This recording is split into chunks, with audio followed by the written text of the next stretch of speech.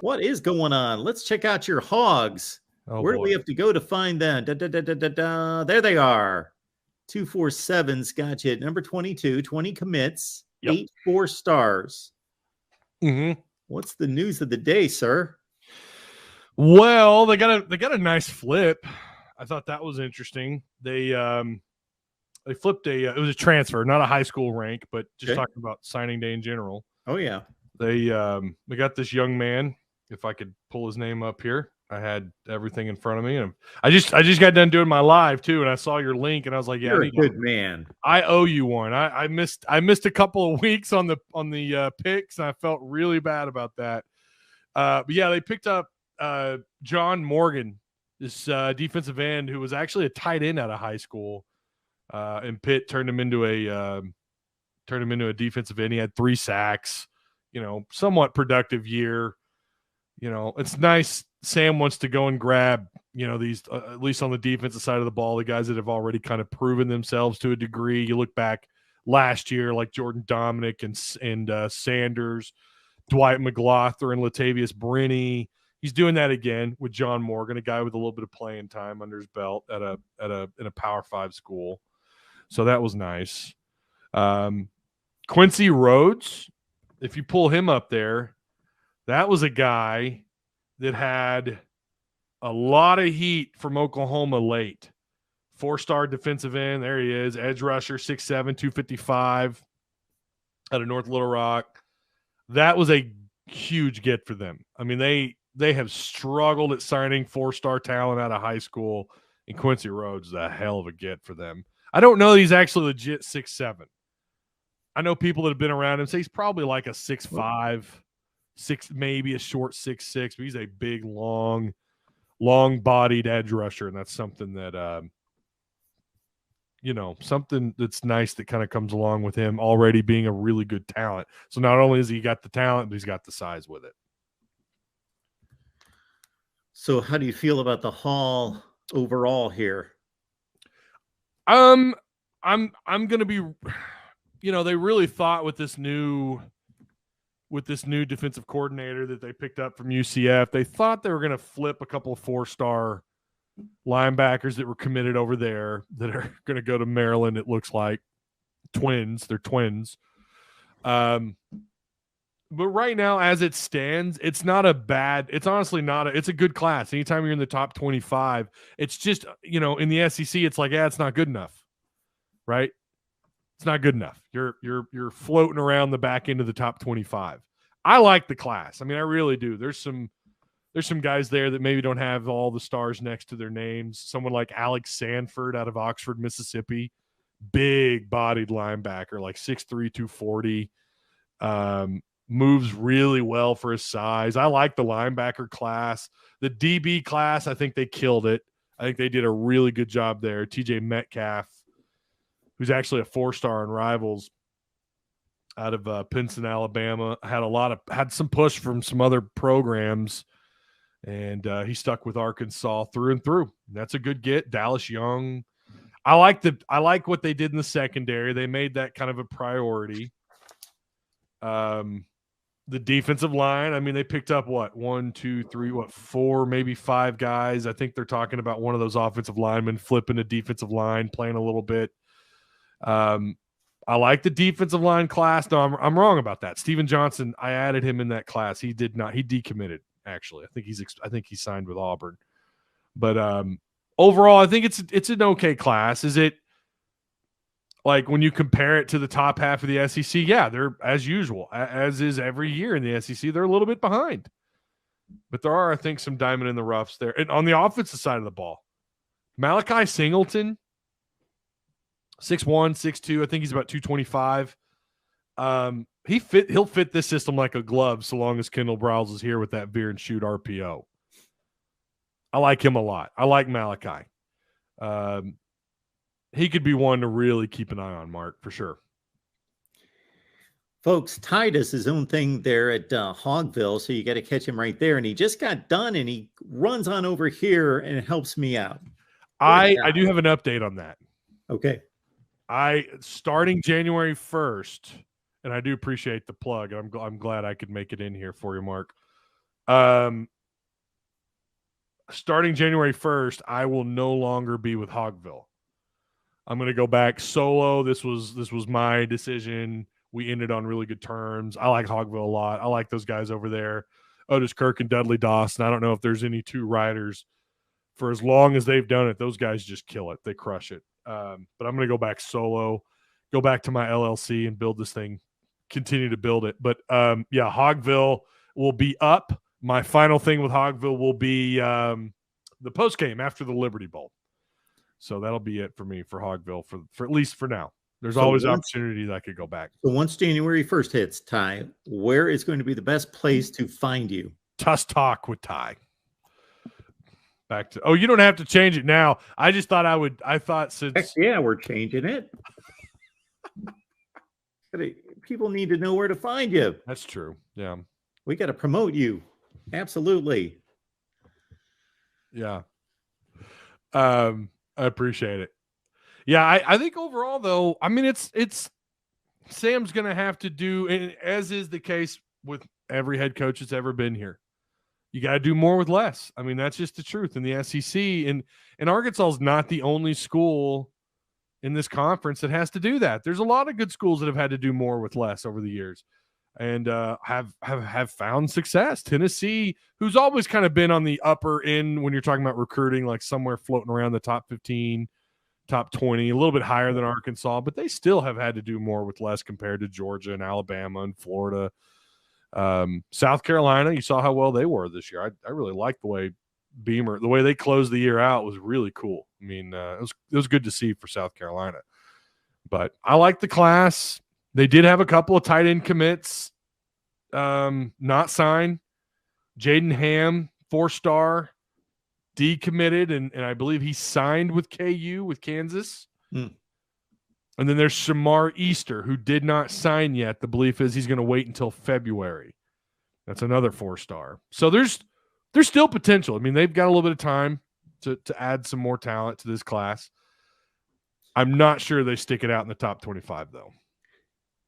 Ty, this is the first time during the Sam Pittman era, and this is not coming from me, so I'm not starting this narrative, but I'm seeing it online. I'm seeing it on the Feinbaum show and elsewhere. And again, not necessarily that he's generating it, hearing calls come in, hearing for the first time, it's always been the upward trajectory and everything's great and everything's headed in the right direction. The first bit of adversity of, okay, this is our first turbulence to navigate and push through. Yeah, it is. Yeah, for sure. The expectation amongst fans, and I know it's always going to be mostly irrational when it comes from fans. Fan is short for fanatic after all. But the expectation here was 8, maybe if things go your way, maybe 9 wins. And you fell short of that. And I think a lot of the media, a lot of the national media, not just local media, I know because I've talked to these guys in person, behind and off screen. They felt like, yeah, no, I think 8 wins is where they should be at. I don't know that I heard anyone say 6-6. And then when you fall to 6-6, when you lose to teams like Mizzou and Liberty, yeah, man. I mean, he's kind of, he's walking into a year where you feel like his seat it may not be striking, it may not be hot, but it's more than lukewarm, I think. I think it's slightly warmer than lukewarm. Starting to warm up a little bit. And that's the first time since he's been here, going into year 4, that's been the case. And we'll see how he responds. But he's, look, I think he was the guy for the job in terms of turning it around from where Chad had it and where Brett Bielema left it. I think he was the guy to build that foundation. And now we're going to see, now that he's facing some adversity, we're going to see if he can turn this thing around. The good news, Kendall, it looks like their OC is back. So you're going to have Kendall and KJ Jefferson, an all-conference caliber quarterback, by the way. You're going to have him back with Kendall. So that'll be good to see. That it's a third year in a row, assuming Kendall doesn't take off. He could. We still got a long ways to go. Coaching changes happen all the time in January, or assistant changes, I should say. So we'll see what happens. But KJ's back. But now you've got a lot of turnover in the wide receiver room. You lost Trey Knox, who was a wide receiver converted to a tight end for a couple of years. Now he's off to South Carolina. You're going to lose Luke Jones and Dalton Wagner. You're two guys that were mostly proven, especially Dalton at right tackle, that were proven at the tackle spots. You and I both know how important that is. They're going to have to solidify that in the spring. He's got adversity to deal with, and he's got a lot of changes to deal with, and we're just going to have to wait it out and see how he handles it. What NFL draft decisions have yet to be made? Are there any left? I think we're still waiting on Matt Landers. I could be wrong about that, but I think Matt Landers we're still waiting on, and he had a solid year for Arkansas. Man, I feel like right now who's there is there. Jaden Hazelwood, right? Ricky Stromberg, Sanders, All-American linebacker, possibly a first-round draft pick. They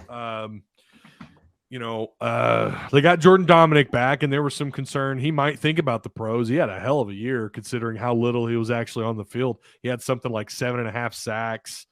I don't know how many TFLs. I want to say 10, maybe 12 TFLs. He wasn't a starter, and there was some slight smoke, immediately following the Mizzou game, the last game of the season, that he might flirt around with the idea of going pro. Well, he's coming back, so that's good news for the defensive line. I think right now, that's who's there is there. The biggest news, and if there's any UT fans in chat, they'll dig this. The biggest news right now was that Jalen Catalon, arguably one of the best safeties in all of college football, a potential first-round draft pick who was dealt a big blow in injury after week 2, is on a visit right now to UT after entering the portal. So that we were waiting on to see if whether Catalon would go pro or if he would transfer, and it's clear he's going to transfer. And it looks like UT might be in the lead.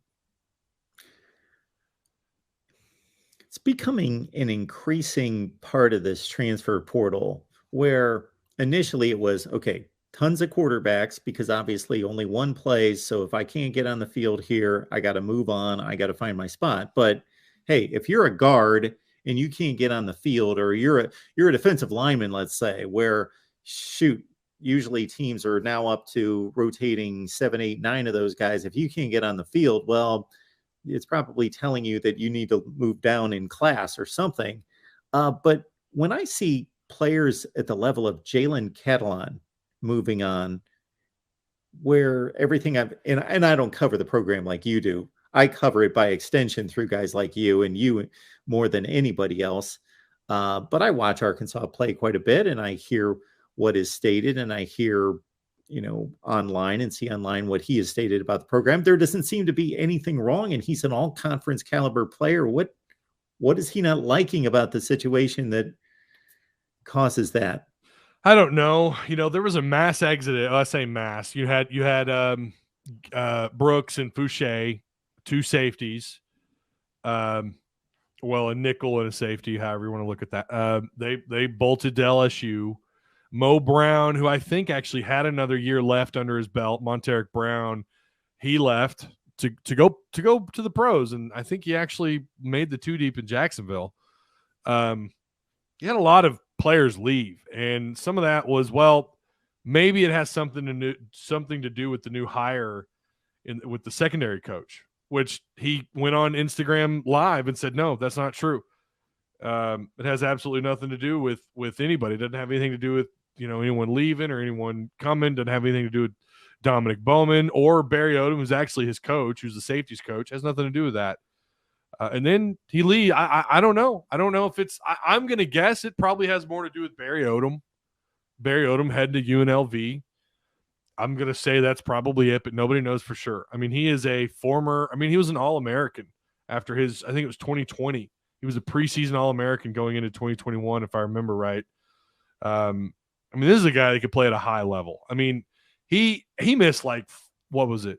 At one point, he was on his 4th game in a row that he had missed, and Mel Kiper still had him on the short list as one of the top safeties in the league, or in the draft, possibly in the draft.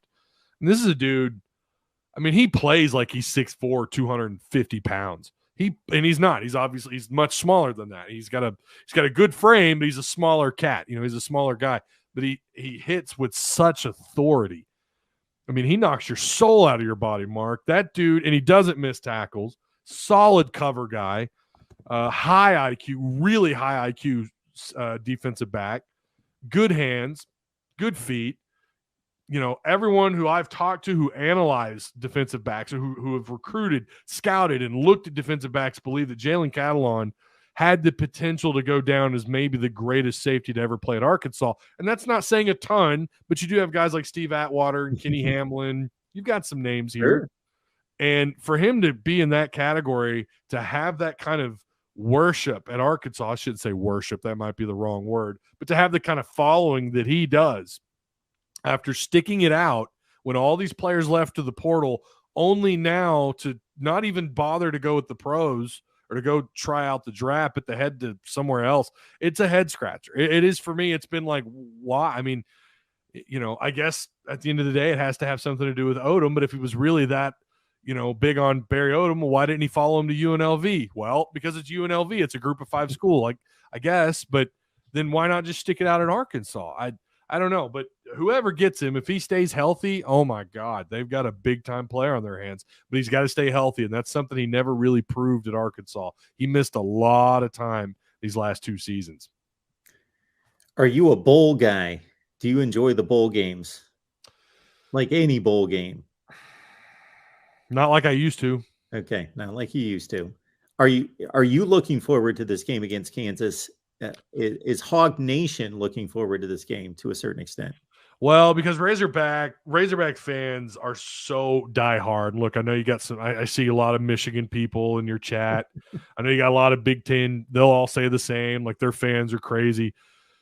I've not been in that part of the world before, but I've been in SEC country. I've been all over Arkansas. These fans will follow the Hogs to the end of the earth. They are excited. Yeah, I think there's still some excitement now with no Barry Odom. I mean, this team is going to be a shell of itself, especially on the defensive side of the ball, the wide receivers that have left. I still think Arkansas should win this game, but it's going to be a closer game than it should be, and it wouldn't shock me if Kansas finds a way to win. But no, I think had this been 10 years ago, I think fans would be really excited, even despite how disappointing the season went.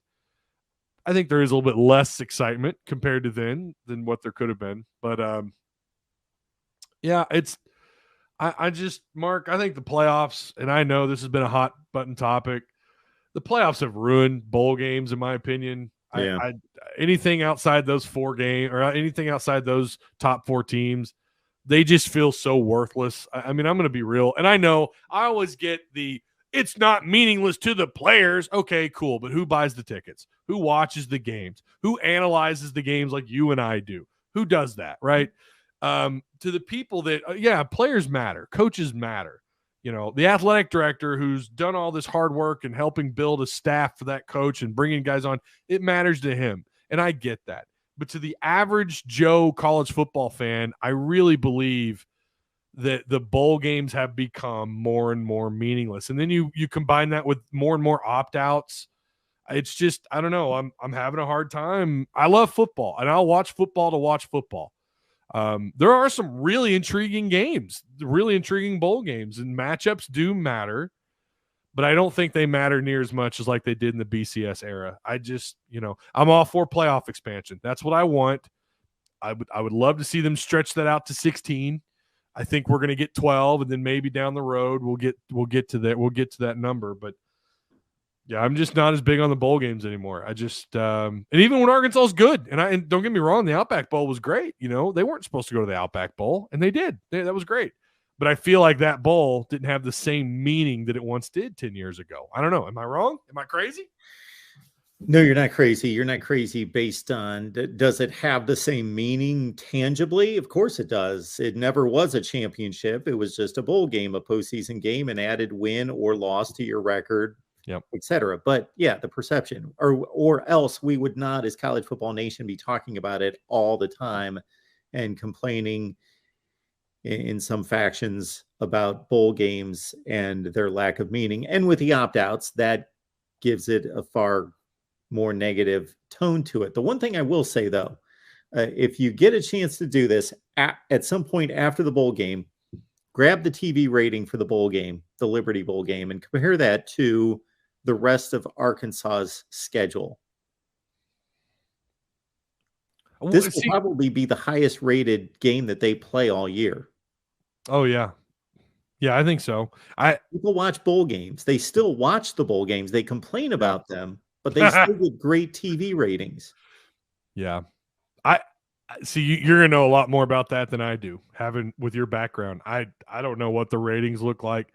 I would be surprised if like the overall ratings for all bowl games are higher than what they were during the BCS era. And maybe the playoffs have helped in that regard, because now it's not just, the BCS champion, right? Now you've actually got this system that you've got to get through to actually, to win it all, right? You got to go through the playoff system, even though it's short, and I think too short.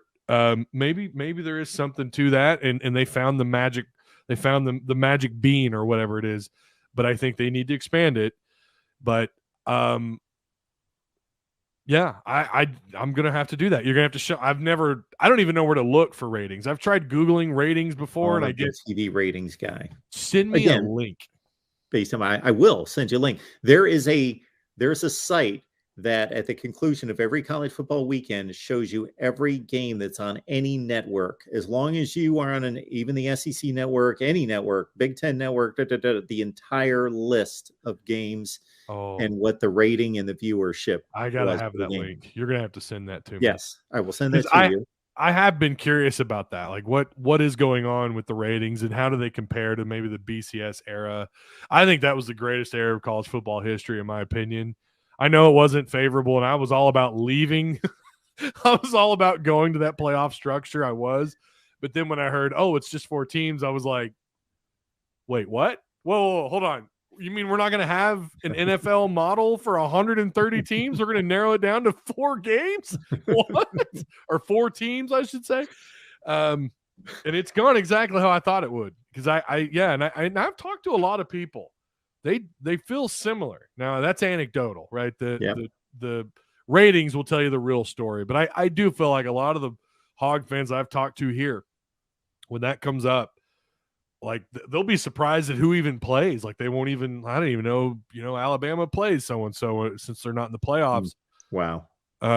It's kind of hogs or nothing down here, but there are some really, really big college sports fans down here. But I think too, that has to do with the fact that Arkansas basketball is trending in such a high direction, and that, those bowl games kind of happen right in the middle of things with basketball. But yeah, you're gonna have to send me that link because now I'm really curious. I will get you the link. You can go week by week and see, and you will see that the SEC and the Big Ten games dominate the TV ratings. Well, that I'm not surprised by at all. Now, you are right on the money when it comes to bowl game ratings today are not what they were 20 years ago, but no sports TV ratings. There's not as many 15-year-olds walking around like when we were 15-year-olds, like that consumed all sports all the time. They're on YouTube or they're playing video games or whatever they're doing. There's not as many sports junkies that are teenagers in this country than there were when we were growing up. Yeah. It is such a different world, isn't it? I mean, it's kind of crazy to think about how easy it is just to pull up whatever you want on your device, and there you have access to whatever you want, and the effect that has had on sports and betting, gambling, sports gambling has just been, I mean, it's had a huge, change in the way we view sports. Fantasy football. Now, I'm a big Ram fan. Yes, you are. Yeah. I watched your boys play the other night against the Packers. Oh, golly, don't get me started. I was on a boat in Mexico. We were coming back on our cruise, and we watched the Raiders and Rams on Thursday night. Now, that was a game to watch. Sure. But I knew what was going to happen when they played the Packers. I just knew. Aaron Rodgers is that guy, even when he's not that guy. but the Rams are just really, really banged up and really bad. But yeah, I hope for a brighter future for college football, but maybe this is it. Maybe the expansion will bring the hopes up among fans. I think that I kind of feel like that's the general belief for fans down in the South too. That boy, the playoffs have just really not been that fun because you're getting less SEC teams playing in those big bowls, right?